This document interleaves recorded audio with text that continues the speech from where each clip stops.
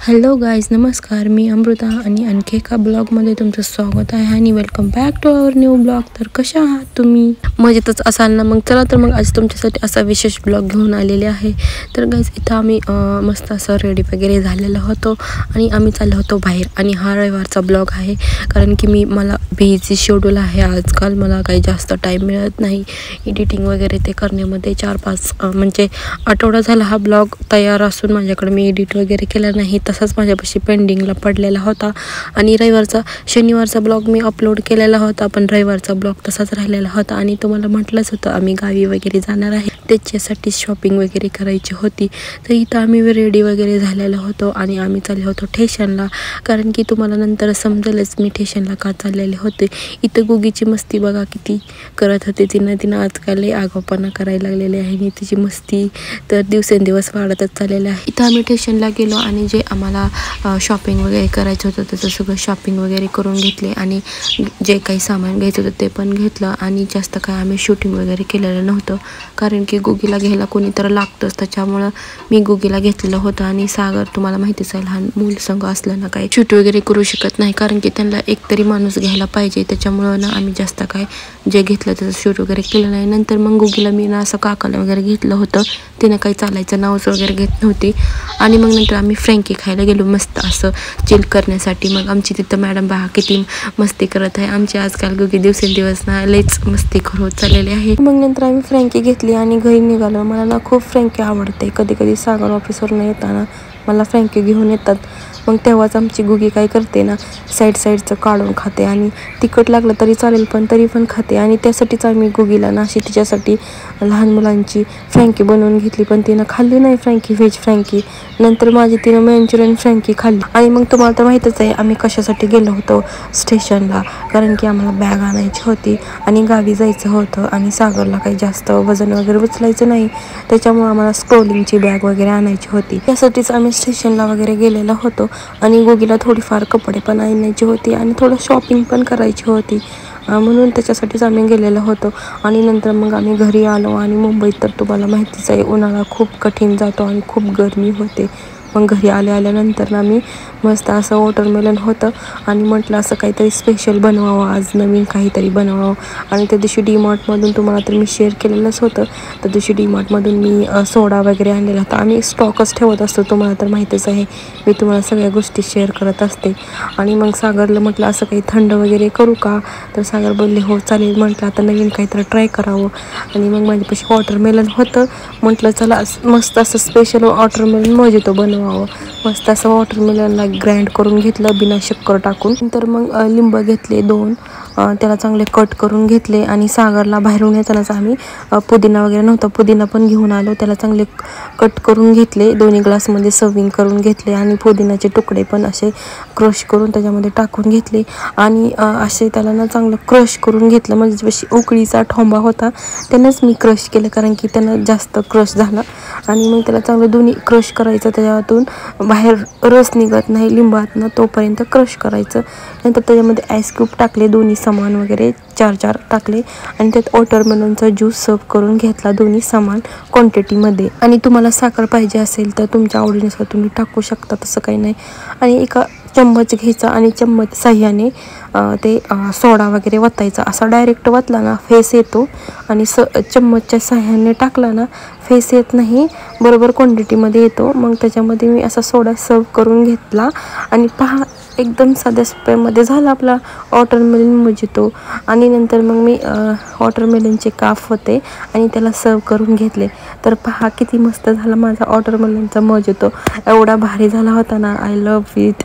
आणि मी असं ट्राय करत असते, मला साधा पण येतो, म्हणजे मी सगळंच ट्राय करत असते, असं काही नाही की काही जमत नाही, ट्राय करून बघायचं, जमत असतं सगळ्या गोष्टी. नंतर मग आम्ही मस्त बेडरूममध्ये गेलो आणि मस्त शेअर करत पेत बसलो. आणि तुम्हाला माहिती आहे लहान घरात असलं ना खूप राडा वगैरे होतो. तर इथं आमची मॅडम आली लगेच, मम्मा मला दे, मम्मा मला दे. आणि खूप मोठा ग्लास होता गाईज, 2 माणसं आरामात पितील एवढा ग्लास होता. त्याच्यामुळे 4 माणसाचा मोजितो मी केलेला होता. आणि खूप गरमी असल्यामुळे आम्ही दोघांनीच ते पेलो. एवढा भारी मोजितो झाला होता ना, खूप मस्त मस्त झाला होता. तुम्ही पण एकदा ट्राय करून पहा. तर मग नंतर इथे मी फ्रेश वगैरे झाले आणि म्हटलं डीमार्टमधून आणलेलं नवीन बेडशीट तर होतं, पाहावं कसं बेडवर दिसते. आणि त्याचप्रमाणे माझा रूलच असतो 2 दिवसानंतर मी बेडशीट चेंज करते, कारण की आम्ही त्याच्यावर बसून खातो, गुगीही खाते, घाण वगैरे पडलेलं असते, डाग वगैरे असतात.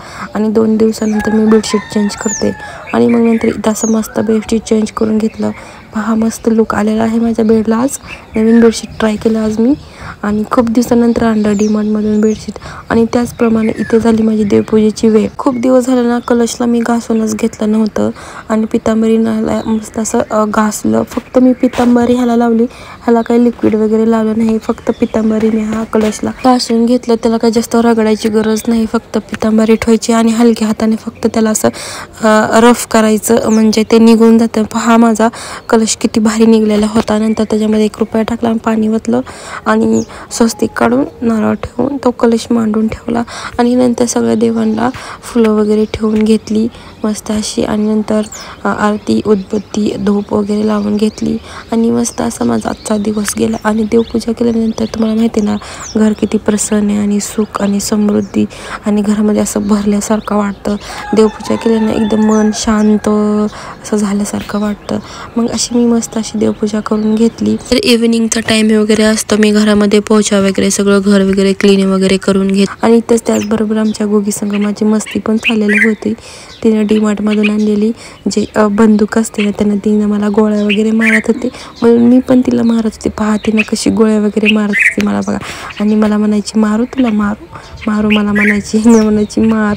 आणि मग इथं आमची थोडी गोगीची माझी मस्ती चालली होती. आणि मस्त इथं अशी मी टीव्हीला मस्त अशी गाणी वगैरे लावली, आणि गाणी लावून होम थिएटर लावून मस्त असं काम करत बसले. आणि असं गाणी वगैरे लावलं ना मस्त दिवस वगैरे जातो. कधी कधी महिन्यातनं 1-2दा मी असं होम थिएटरला वगैरे गाणी टीव्हीला कनेक्ट करून लावत असते, म्हणजे गोगी पण आवडीनं बघते. आणि मला ना 90चे गाणी खूप आवडतात, आणि आजकालची गाणी ना नवीन निघालेली मला अजिबात आवडत नाहीत. थोडीफार आवडतात, पण 90चे गाणी आय लव्ह इट. आणि मग नंतर मी काम करत आणि तसंच टीव्हीला गाणी पण लावलेली होती. आणि मग माझं हॉल पण सगळं पुसून वगैरे घेतलं. आणि इथं पहा आमची गोगी किती मस्ती करत होती, लई मस्तीखोर आहे, एका जागेला अजिबात थांबत नाही. नंतर मग आम्ही मस्त असं चिल करण्यासाठी डीमार्टमधून आणलेलं तिशी कोक मस्त पिलो. आणि आजकाल ना आम्ही गोगीला असल्या गोष्टी दाखवत नाही, असं लपवून वगैरे ठेवतो. गोगीला माहीत नव्हतं हे आणलेलं आम्ही, नाहीतर मॅडमनं मग काय सांगूच नका, एका दिवसात उडवून टाकला असता. मग इथे माझं सगळं काम झालेलं होतं. पहा हॉल, बेडरूम, किचन एकदम क्लीन झालेला होता. संध्याकाळची वेळ होती, इथं माझं सगळं काम झालेलं होतं. एकदम मी फ्री टाईममध्येच असं काही करत असते एकदम चिल करण्यासाठी. मग माझं काम झालेलं होतं, आणि गुगीला फक्त मी दाखवलं, गुगी हे बघ तुझ्यासाठी ज्यूस आणलाय. तर गुगी खूप एक्सायटेड झाली होती ते पाहून. आणि मग नंतर मी सर्विंग केलं, आणि मस्त आम्ही जाऊन हॉलमध्ये मस्त पीत बसलो. एकदम 90ची गाणी लावत मी आणि गुगी टीव्ही पाहत बसलो, आणि त्याचबरोबर कोक शेअर करत बसलो. आणि तुम्हाला माहिती आहे का, गुगी माझी इथं कॉफी करत होते. मी पाहिलंच नाही, गुगी माझी ॲक्टिंग करत होती. मी ग्लास उचलला की ती पण उचलायची, आणि मी खाली ठेवला की ती पण ठेवायची. नंतर माझ्या लक्षात आलं की गुगी माझी कॉपी करत आहे.